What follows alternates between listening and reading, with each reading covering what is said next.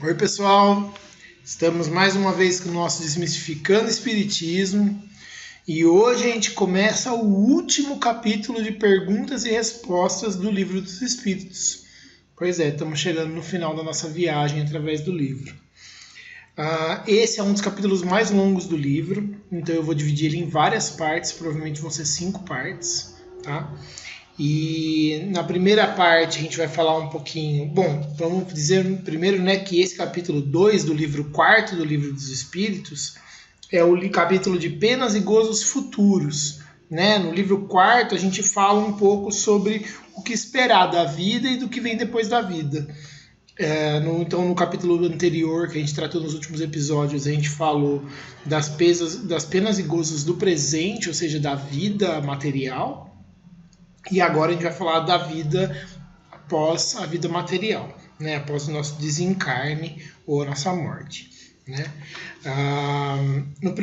Nessa primeira parte, a gente vai falar sobre o nada e a vida futura, sobre a intuição dessas penas e desses gozos, né, futuros, sobre a intervenção de Deus nas penas e recompensas. Depois a gente vai falar um pouco sobre a natureza das penas e gozos futuros, na segunda parte. Então, o que constituem essas penas e gozos do futuro, né? No terceiro, a gente vai falar sobre as penas temporais, quer dizer, as penas da terra, né? Do mundo material, melhor. Vai falar da expiação e arrependimento também. Depois, a gente vai falar no quarto, né? Na quarta parte, sobre a duração das penas futuras. E, finalmente, na quinta e última parte desse capítulo, a gente vai falar um pouquinho sobre a questão do paraíso, do inferno, purgatório, essas coisas. Aí, ainda não acabou, né? O livro não acaba aí. Acabam as perguntas e respostas que o Kardec trocou com os espíritos. Na última parte, a gente tem uma conclusão, que é um apanhado, assim como teve uma introdução, né? Tem uma conclusão, que é um apanhado que o Kardec faz sobre tudo que foi tratado. Como ela é meio longa também, provavelmente vou dividir ela em 2 partes. E depois tem aquela nota explicativa que eu comentei várias vezes ao longo dos episódios, né? E eu também vou tratar no último episódio sobre essas notas explicativas. Mas, dito isso, agora vocês já sabem mais ou menos para onde a gente está indo. Então, vamos lá. Capítulo 2 do livro 4, Penas e Gozos Futuros.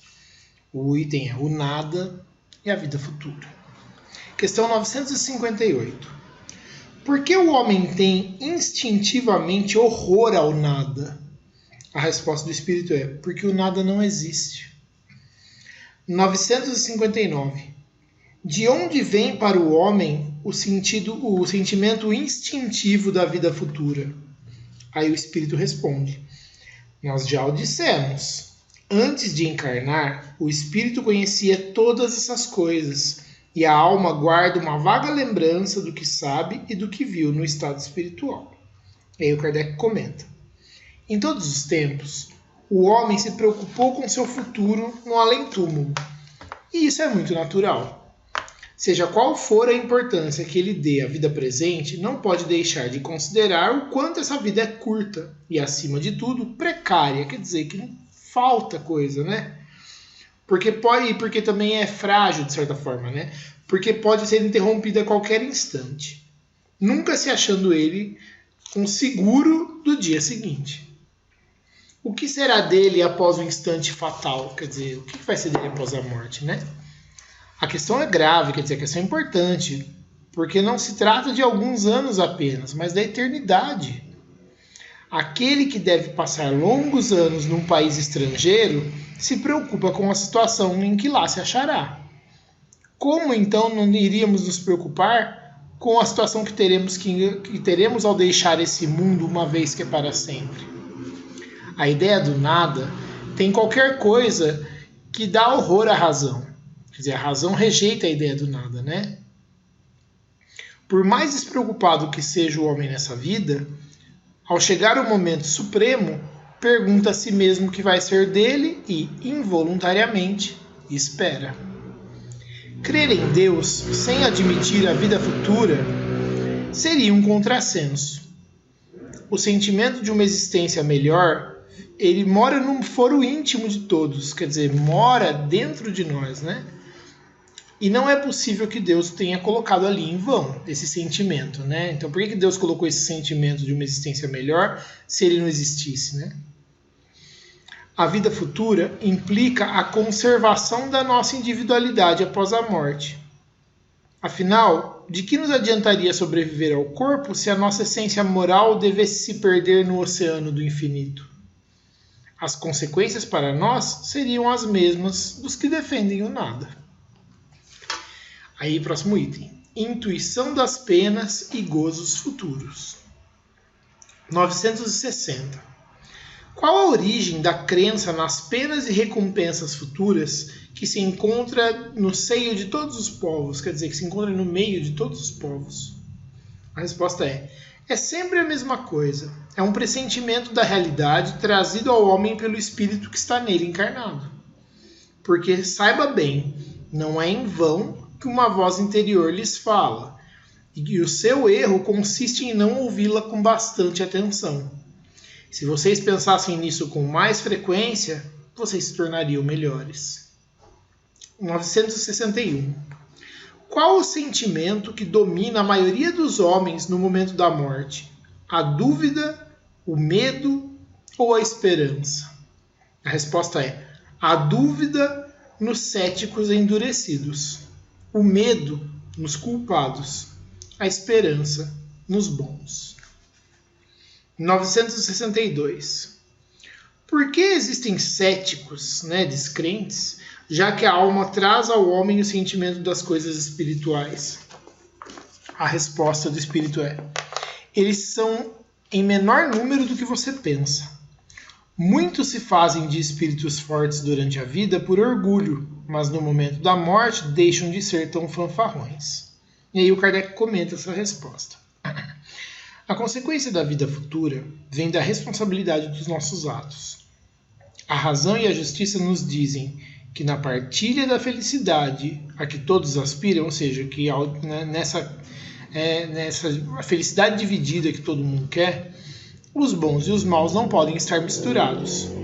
Não é possível que Deus queira que uns gozem sem trabalhar dos bens que outros só alcançam com esforço e perseverança. Então, o que ele quer dizer aqui é o seguinte, a gente fala que a consequência da vida futura viria da nossa responsabilidade pelos nossos atos.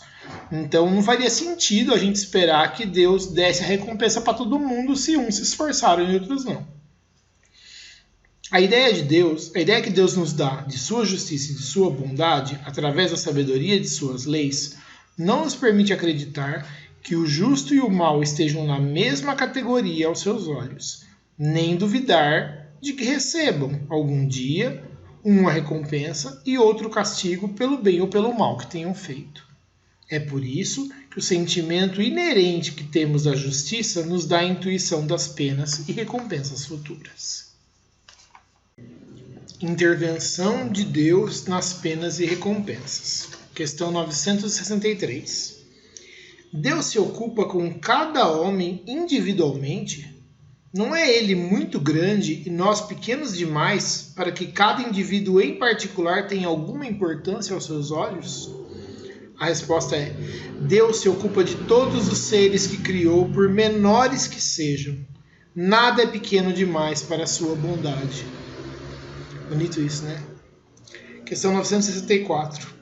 Há necessidade de que Deus se ocupe de cada um dos nossos atos para nos recompensar ou punir?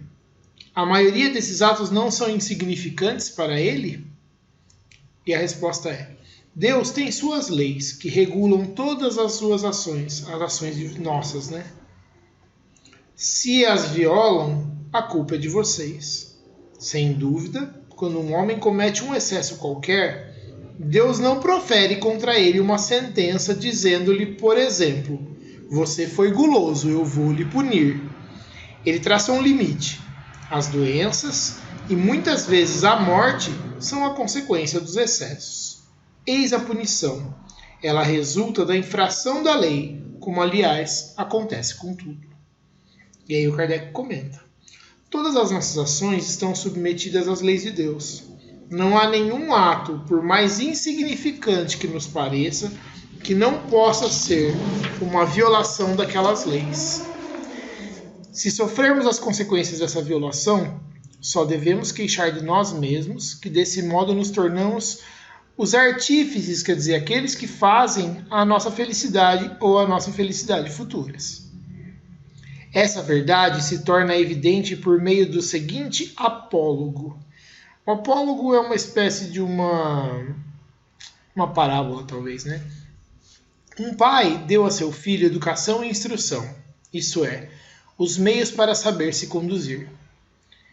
Cedeu a ele um campo para que o cultivasse e lhe disse: eis as regras a seguir e todos os instrumentos necessários para que você o torne fértil esse campo e garanta a sua existência. Eu te dei instrução para que você compreenda essa regra. Se você seguir, seu campo produzirá muito e te proporcionará um repouso na velhice. Se não a seguir, nada vai produzir e você morrerá de fome. Dito isso, o pai deixa o filho agir à vontade. Então ele quer dizer que é mais ou menos a mesma coisa que Deus faz com a gente, né? E aí o Kardec completa. Não é verdade que esse campo produzirá de acordo com os cuidados que forem dados à sua cultura, quer dizer, aquilo que cultiva, né? E que toda negligência resultará em prejuízo da colheita? Na velhice, portanto, o filho será feliz ou infeliz, conforme tenha seguido ou não as regras que seu pai lhe traçou. Deus é ainda mais previdente, quer dizer, Deus é mais precavido ainda, né? Pois ele nos adverte, ele nos avisa a cada instante se estamos agindo bem ou mal. Nos envia os espíritos para nos inspirarem, mas nós não os escutamos. Há mais essa diferença. Ao conceder ao homem novas existências, Deus sempre lhe dá recursos para reparar os erros do passado, enquanto o filho de quem falamos, se empregou mal o seu tempo, não terá mais nenhum recurso.